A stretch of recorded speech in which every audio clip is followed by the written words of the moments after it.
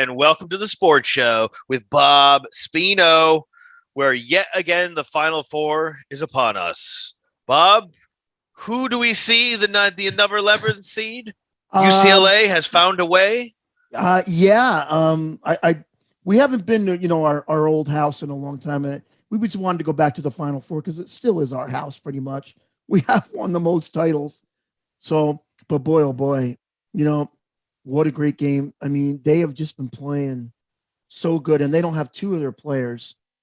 Chris Smith is out with the torn knee, and we lost our big man to disciplinary actions.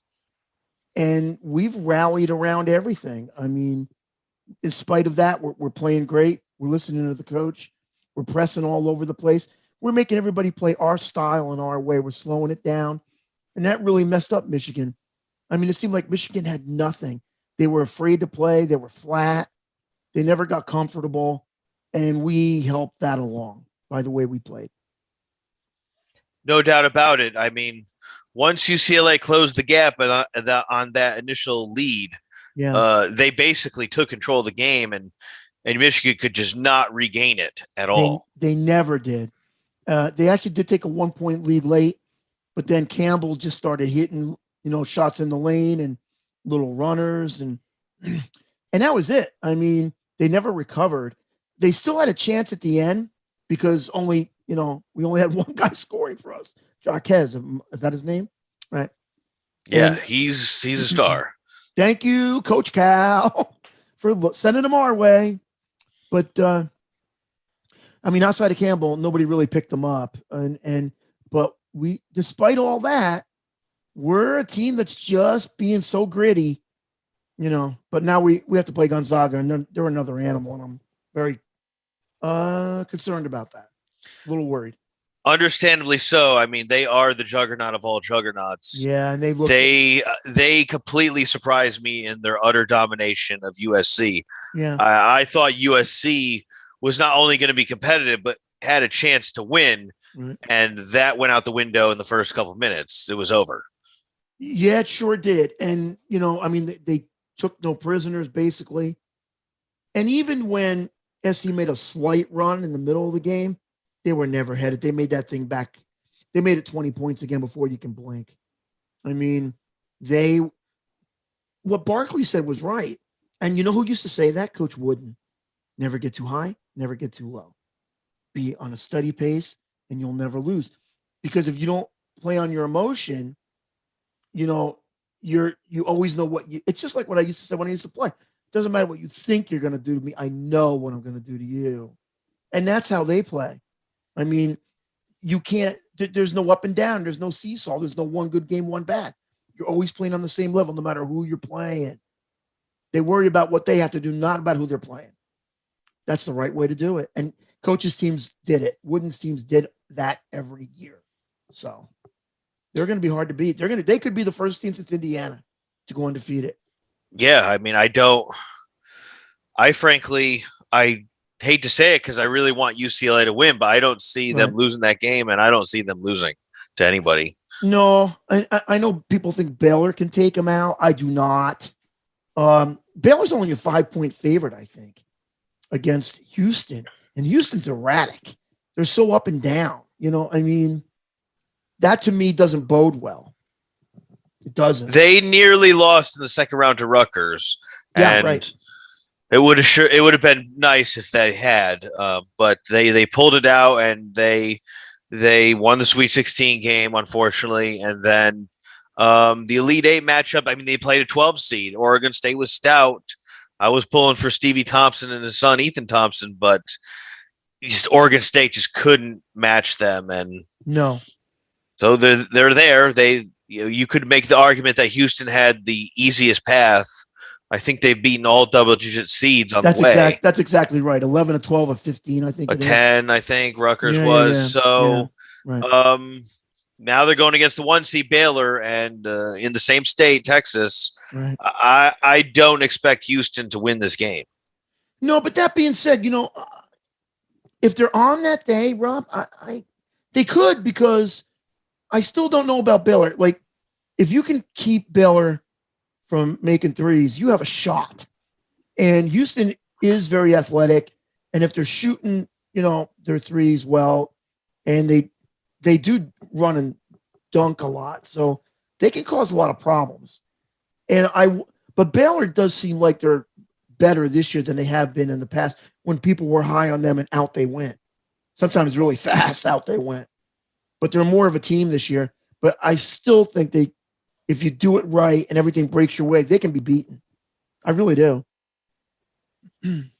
Absolutely. Yeah, I don't argue that point. Baylor is definitely has more. They have more vulnerability than Gonzaga. Yeah. And they Gonzaga is so well rounded in every aspect of the game that if they do slip in one area, they can make up for it in the other areas. And I don't think Baylor has that.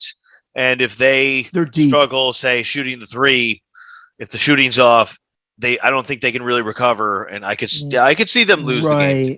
I don't think they will, but to me, the stunner would be UCLA pulling the win off. That would just absolutely shock me. Oh yeah, my brother would be definitely shocked if that happened. I can tell you right now. You know what though? Gonzaga, they can do a lot of different things, so it's hard to beat them. If you stop them in one area, they'll just beat you somewhere else. If you stop them with the threes, they'll just go down low. If you stop them down low, they'll hit the outside shot. I mean, but with Baylor, if you stop their threes, and even though they've gotten away with it so far, in the one game they shot terrible, from the outside, but they just put the ball on the ground, on the floor and went to the basket. But if that has to happen this time, Gonzaga will be waiting for them. I don't think that they're going to be able to beat them. No. No. And like you said, UCLA is missing how many star players? 2 or 3? Yeah.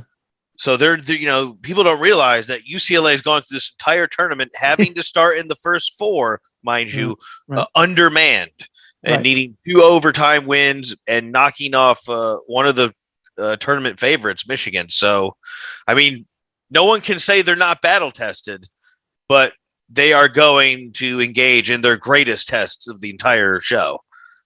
Yeah, because they're playing the best team, and so naturally that's going to be the toughest test.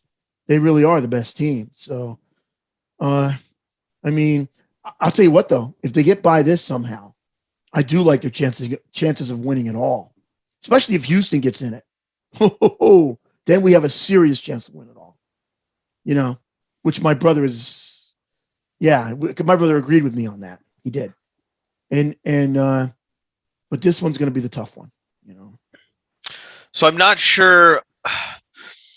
Has Houston won a national title? No, I don't think they did.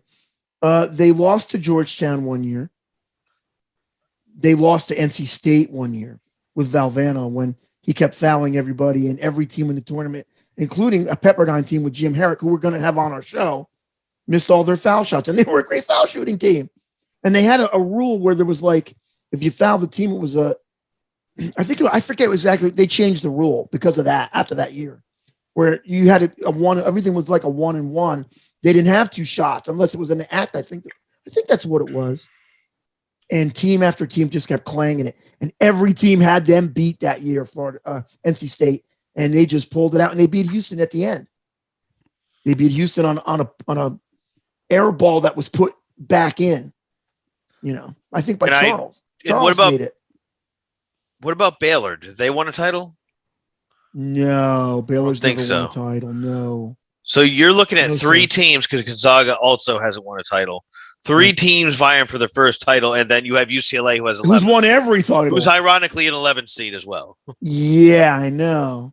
Interesting dynamic how it all lined up. Yeah, no, it really is. And no, Baylor's never won.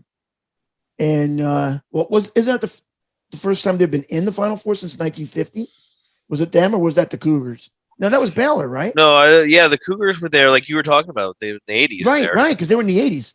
So it was Baylor. It's the first time they were in the Final Four since 1950. And they never won it, I can tell you that. No. And Gonzaga's been knocking on the door, but they haven't gone through the door. That's right.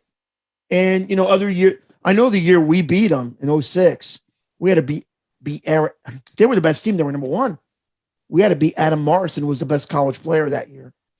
They were the overall number one, right? That year? Yeah. And we took him out. And that kid was crying after they lost.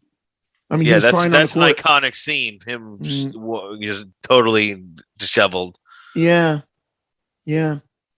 But they've been always this close, but they could never.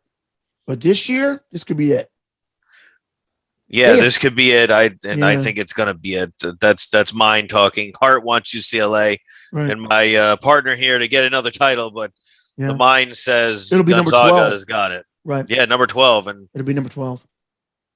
Increase your lead in the running of titles over Kentucky. Yeah, and we just passed Kentucky in Final Fours made.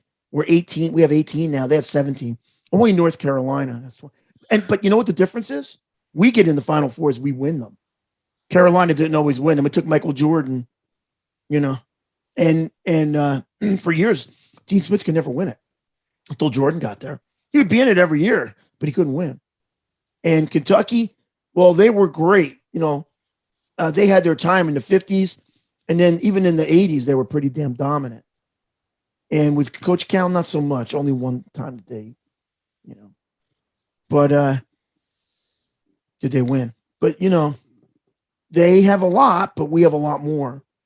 And one year we actually, maybe even 2 times, we beat them in the final game. I know we did in 75. We beat Kentucky because Kentucky upset Indiana. The next year, they went undefeated. They were the last team. They had the same team, Rob. Same team. And we were glad that Kentucky did us a favor because we did not want to play them. They could have ran the table 2 years in a row. That's how great they were. I mean, they were. Indiana was great, And if we can I'm trying to get Quinn Buckner on, who's on that team, and Kent Benson. I know them both, and I really want them on. I want them to talk about what they think about Gonzaga and how they stack up against what Indiana was. But I remember what Indiana was. I was just glad they did not win that game because I did not want to play them, since I'm UCLA. And then we ended up beating Kentucky. I think we beat them I want to say it was it 82-75? Beat them by 7, something like that. Or maybe it was a 92-85, it was something like that. It was 7 though. And, but yeah, I did not want to play Indiana. They were tough. Yeah, they were. People forget how formidable that program was, and they've basically never been the same since Bob Knight left. And then that's exactly right. I mean, Tom Crean gave him a flash, but then Syracuse just completely demolished them in the tournament, ending all of that. Yeah. But they've never been the same since Bob Knight left. Absolutely no. I mean, you could hate him all you want about how tough he was, and there are a lot of things he probably shouldn't have done. He definitely shouldn't have done. But nobody can say anything about how great he was as a coach. He was great, and he got the best out of it. You know what? There was a reason he was in the Army. He brought that kind of mentality into coaching, and he got the best out of his players. And a lot of players could hack him. I mean, I know Larry Bird couldn't. He was there one day in Indiana and left, became a garbage man for 2 weeks. And then when he went to pick up the garbage at the Indiana State coach happened to come in and goes, Larry, what are you doing? Why are you picking up garbage? He goes, that's my new job. He goes, no, come down to Indiana State. We'll sign you. That's not your new job, But that's a true story. For 2 weeks, he was a garbage man. You heard it here, folks. I've never heard that before in my life. That is true. And he didn't. He was there one day, and he just said that probably that was too tough for him. He just couldn't handle it. But like Quinn Buckner, he was tough. He's a tough guy. He could handle it. And you know what? You got to be a special kind of player. But at the end of the day, you didn't win titles. I mean, Indiana. It's funny. In 1991, it was the 100th anniversary of basketball because Naismith Smith started it in 1891 in Springfield. So they had the two most winningest teams play. Originally, they wanted UCLA playing Kentucky. Kentucky backed out. So they went to the second most titles. It was the Hoosiers. They went up there and they played us. We actually beat Bobby Knight in that game. He was mad. He got us back in the tournament that year, though. He took us out. They matched us up against them. But we did. And I was there at the game. We had Don MacLeod on that team, and I think Tracy Murray, who's we're going to try to get on. And so, yeah. I mean, but I was up there. It was great. And, they're the top. And now Duke's involved because Duke wasn't on the list back then. But those teams, those like 4 teams, have the most titles. It's UCLA, Kentucky, Indiana, Duke, or Duke, Indiana. It's like that. Mm-hmm. So, fact checkers, you have your homework cut out for you because there is an astonishing stat that UCLA holds that you can't even imagine it to be true. And what happens when UCLA has a lead at halftime in the tournament, Bob? Well, I think they flashed it last night. They've never lost a game. Real? Oh, they did flash it. Yeah. It's something along those lines. I saw it. They put it up quick. And they basically don't lose. Look, Rob, I mean, they won 7 years in a row, from 67 to 73. They won in 64 and 5, Wooden's first titles. Not one of those guys were over 6'5". They still won it. In 66, they would have won it, but Lou Alcindor, Kareem, better known as Kareem, wasn't allowed to play because he was a freshman. Freshmen weren't allowed to play in the seniors. Now they go right to the pros. But and weirdly enough, 2 things stopped us from winning because Texas Western won that year. Okay? And that was the first all-black team. But what stopped us from beating them was we had injuries, okay, at the end of the year, which really sunk our boat. And we were number 1 in the country before that. But we played a game against the freshmen because the varsity played the freshmen. And Lou Alcindor, Jabbar, led us for like 30, 35 points. And they beat us by maybe 30 points, 25, 30 points in the game. So the next day, that's how great the freshmen were. And they weren't allowed to play. And so the next day, the paper came out and said, UCLA, number 1 in the country, number 2 in the school. But that's the truth. That is the truth. Yeah, I wonder how often that's ever happened on any campus. That's well, I know for years, especially through the 70s and 80s, and every summer, the NBA players that used to play at UCLA would come and play summer league down there in Pollard Pavilion, And the Bruin players would play on one team and the NBAers on the other. And the Bruin players would kick the daylights out of them. And the NBA was great then. Much better than it is now. But they would do it. And still to this day, the pros go there to play. My brother tells me he sees them all the time. So you would get NBA players in the offseason. Yeah. They'd form like a pickup team to play against the standing UCLA team. And the UCLA team would smoke them. Yeah. Yeah. I mean, we didn't mess around. And then we didn't win in 74 because there was a lot of issues. But in 75, we won again after Bill. This is called the Walton Gang, But after Bill went to the pros, Dave Myers was 6'8". He was our forward. But he had to play center. And I never forget this. I'm 14 years old. And, Sports Illustrated, they put the Bruins in ruins on the cover. Because they thought there was no way we were going to win it again.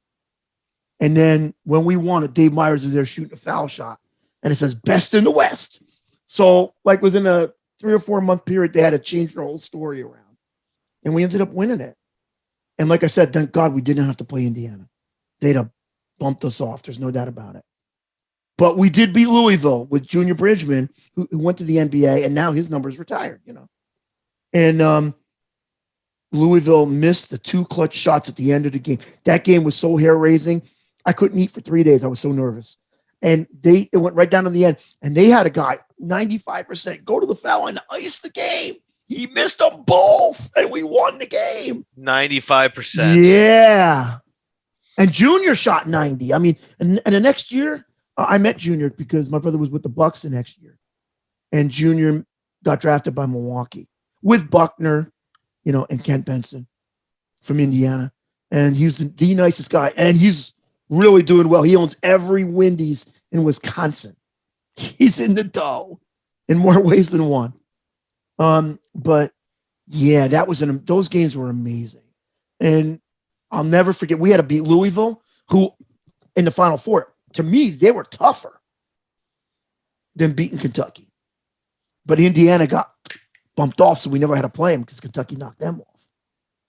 And Denny Crum, you know who Denny Crum is, right? Mm-hmm. Yeah. Well, what people don't Great know Louisville coach. Well, guess he was the great assistant coach under John Wooden for all those years. And he was just ready to take the job, Rob. And then Wooden decided to stay. So he goes, Coach, I just got an offer from Louisville. And he goes, son, take it. Go. So that's how he ended up there. And he was a great coach. You're right. They won a title with him, right? Was it They won 86? a couple. They won a couple. Oh, a couple. Okay. Yeah. Yeah, they beat us in 1980. Kiki Vandeweghe missed the layup. Larry Brown got us in the final game. And he was fouled on it. He should have dunked it, though. Should have been N1. Ref never called it. Changed the whole game. We were beating them the whole game. So how has the Wooden coaching tree played out? Obviously, Denny Crum was very successful. Anyone else of note that was successful? Everybody would call Coach and ask him for his advice. These guys, and the ones that didn't were the ones that didn't do well. He would give them, he's all over the place, Rob. And they all revered and respected him. They knew it. So we had assistant coaches that just went all over the place and, did really well. And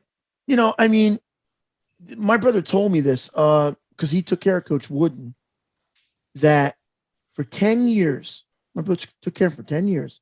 Coach would sit down and he would never insult anybody. And he would go, Tony, this team's going to win this year. That's my brother, Tony. This team's going to win. And he would do these little brackets. My brother never did the brackets. He's doing them now. We know how good he is. But for 10 years, he got every pick right after he quit. When he was actually old, way after he quit. He was in his 90s. He lived to 99 years old. So, he got and my brother goes, he would call me at the end. He goes, Bob, he did it again. Bob, he did it again. And we were furious because you got these younger guys saying, he couldn't coach today. Oh, look, they would say, there was only 32 teams. Okay. Yeah, but you couldn't get in the tournament unless you won during the season. UCLA was 30-0 one year. USC was 28-2 that year with Paul Westphal when Wooden was coach. SC didn't make the tournament. You had to win your division. That's how you made it. So only the best teams were in it. Now it's watered down. You can get 5 guys down the block to come and play, and they'll let you in the tournament. It's a joke. Oh, and the major conferences get 7 to 8 teams. Yeah. And then in the 90s and through the 90s, and they were saying stuff like, well, coach didn't have to go far. Well, what are they doing now? They changed it back again. Now they would always try to get the good teams closer to home. Of course, this year everything was different. But yeah, they would never let the good teams travel that far. So you could throw that excuse out the window because obviously that wasn't right. And look, Coach Wooden was so great. He beat you in his place. He beat you in your place. He beat you in the playground 3 blocks over. It didn't matter. He was kicking your tail. I never forget. I went to College Park, Maryland, Cole Fieldhouse when I was, John Lucas was playing. John is he's actually recruiting guys for, I think, Shaka Smart, or he was at Texas. And he played in the NBA. He got in all kinds of drug trouble. But if he didn't, he was an amazing player. But when he was at Maryland, we went down there. We were number 1, and Maryland was number 2. And I was so scared, Rob. I'm sitting there, and that place was so loud. Whenever Maryland made it, I still remember it. We went in there with a guy named Spillane. What's his name? Jim Spillane. He was our backup. Jimmy came off the bench and kicked the daylights out of him, and we beat them. And what's his name? Lefty Drizel. Remember him? Remember Lefty? I don't. Lefty was the big. Everybody loved him. He was all getting hyped. And Coach went in there. Coach Wooden was still coaching. He would roll up that little scroll and he'd sit there and would go. That's all he would do. And they would come over. This is what we do. And we went in there and beat them. And Maryland was furious. But and we didn't even have our players because most of them left. But Coach just kept winning and winning and winning. Didn't matter who he had. And that's another thing. People like, oh, he wouldn't have done anything without the recruiting. He never legally recruited anybody. And even if he didn't get good players, he taught them a system and they followed it. And they still found they were taught how to win if they weren't that good. Not that he didn't have talent, because he did. Marcus Johnson was the first Wooden Award player ever. He played on his team. He was the best player in college. He won titles, and then he was in the NBA. He's got his jersey hanging from the Milwaukee Arena. My brother sat on the court and watched him raise it because my brother was his trainer. We've had people from all over. I mean, we put the most players in the league. Us in North Carolina are 1 and 2. But the thing was, Carolina put them in the league, but we kept winning the titles. You know what I'm saying? Yeah. That's all that matters. That's all that matters. Win. Win and win the titles and just win. That's right. It's just about winning. And Coach did it, and he did it well. So you think about it, 7 years in a row, they won in 64 and 5. They would have in 66, but injuries and Kareem wasn't allowed to play. Okay. They won 67 to 73. They took 1 year off, which they should have won that year in 74. And then they won again in 75. And then they won in 95. So we know what that's like to win. This could be number 12, But, I mean, we just never lost. And the funny thing about the 66 team, they played a Kentucky team, which Pat Riley was one of the players, weirdly enough. And I think Adolph Rupp was the coach, I think. And Texas Western ended up beating them, which is all, they're now Texas El Paso. I think Texas Western's a cooler name, but they're a school. They do what they want. Yeah, they do what they want. I just like the name. It was cooler. Makes it sound cool. I agree. I mean, it sounds better. It sounds better. But that year, Haskins was the coach. Don Haskins. And they should have lost the game before. Kansas had them beat. JoJo White, who became a superstar with the Celtics, and Havlicek. They won 3 times in the 70s. Hit a jump shot to ice the game, but they said his foot was on the line, so it didn't count. Rob, now they have the highlight, the film clip. You can see that foot was never on the line. Somebody wanted Texas Western. You know what I'm saying? Yeah. But he hit that shot, and he was in bounds, and they shafted him. The rest is history. The rest is history. Yeah. So, Bob, as we kind of get near the end of our history lesson and Final Four show. Yeah. Well, Final Four preview, basically. We haven't made our picks. No. Are there any coaches that you see coming through the ranks that can? Well, obviously they're not going to repeat what John Wooden did, but who's the next superstar coach coming up? Well, my brother thought that the closest to John Wooden was Coach K. And if you're listening to Coach K, come on my show. I'd love you. I love you. I wish you would. But I don't know if there's anybody right now. I mean, it's all over the place. There's no dominance like there was. I mean, Rob, how can there be? Kids don't stay long enough. Kids aren't as good because they're not getting the proper coaching.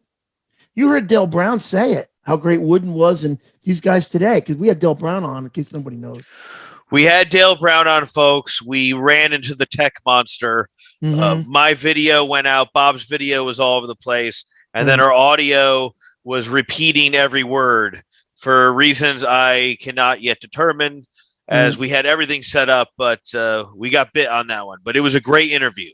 Yeah, it was a great interview. It was amazing. It's too bad nobody is going to listen to it but he did say that, how great Coach was, and that, what did he say when I asked him that question?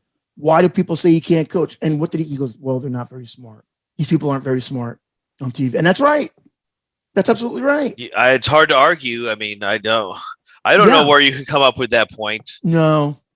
Well, I do know where it comes from. It comes from pride, Rob. See? And because every generation thinks theirs is the best.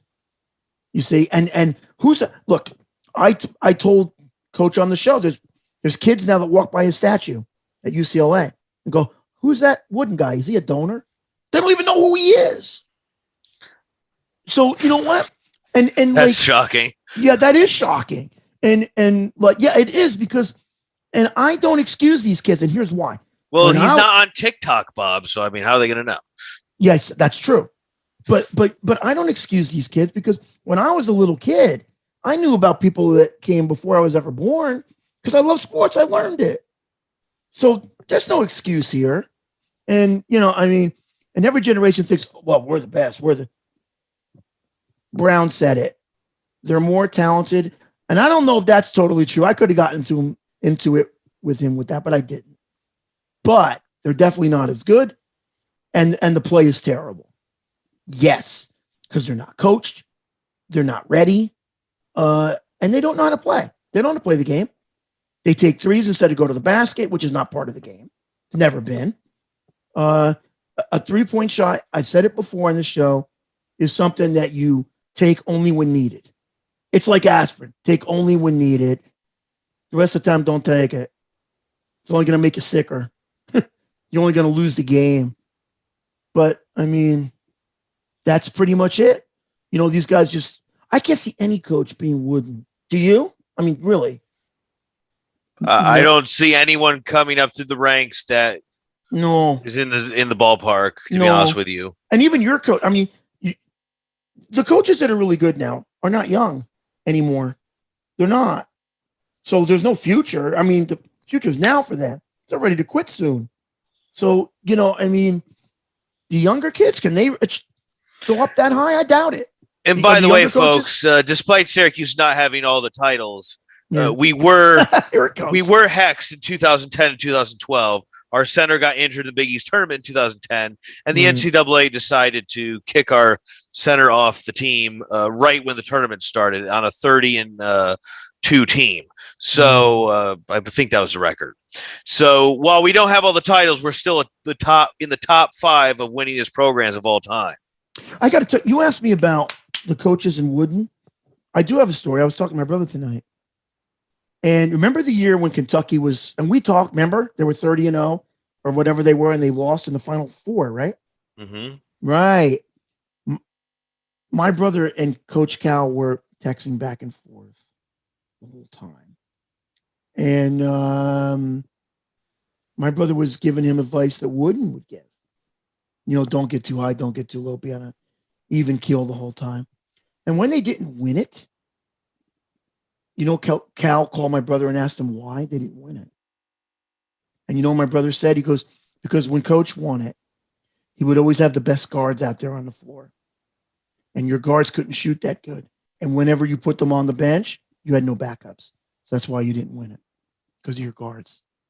Now, if Coach Cal, and, he's very successful, he's even asking Wooden through my brother, because my brother knows him the best, why didn't we win and what should we have done? There's a good answer, Rob. Well, I think that's a fantastic note to close on, Bob. Anything else to share before we end the show? Just keep watching, like and subscribe, and we're getting stars on. I've got so many names that said they want to help us out on this show, so please keep watching and keep liking. Like, subscribe, stay tuned. We're going to make it happen. We're going to break through this tech barrier that's been able to stop us so far, but they're coming, folks. They're coming. All right, Bob. You have yourself a good night. You too, Rob. All right. Take care, folks. Signing off from the Sports Show with Bob Spino. This is Rob. This is Bob. Good night, everybody.